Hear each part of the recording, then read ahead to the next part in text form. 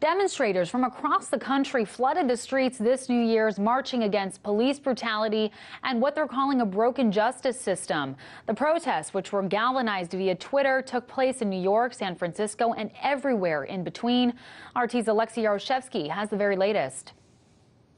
One may think that New Year's Eve is the time to spend with your family and celebrate, but definitely it's not the case for the protesters against police brutality across the nation. Now, in New York on New Year's night, several hundred protesters gathered at Union Square, chanting their ever-present slogans like Black Lives Matter, I Can't Breathe, Hands Up, Don't Shoot, and about 100 of them later tried to march in on Times Square, where, of course, tens of thousands of people gathered to watch the ball drop and celebrate the New Year's night.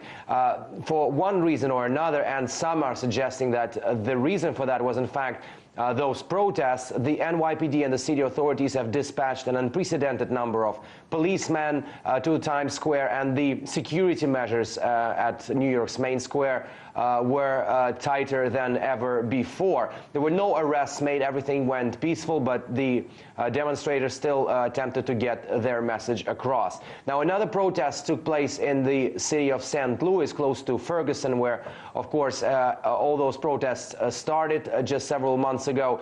Earlier, the protesters from the Ferguson response sent a letter to St. Louis Police Department saying that the police department would be evicted by the protesters because of numerous violations of human rights and the acts of police brutality. Now, on New Year's night, they actually attempted to storm the police department building in St. Louis. There were no major arrests made, although some people were detained in the follow-up. Now, in the city of Boston, there was also a protest on New Year's night where several dozen protesters attempted to disrupt the New Year celebrations at one of the central squares of Boston. They attempted to do a die-in at the square, and the calls by the city of Boston mayor to stop the protests on New Year's night did not seem to help the matter. The protesters still did their rally. On the West Coast, we've seen protests in the city of Oakland,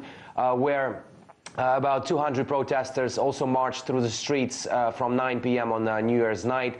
The social media reported several scuffles with the police. Apparently, there were bottles thrown at police officers, and unconfirmed reports suggested that at least 15 people were detained as a result of the protests in Oakland. So all this pretty much corresponds with the message that the protesters have been sending across even before New Year, that they will not stop protesting, that no reasons like New Year celebrations would stop them from taking into the streets. On January 1st, they also gathered for protests, particularly in New York at Grand Central Terminal. They staged a die-in that was about several hundred people, and we are expecting protests to continue.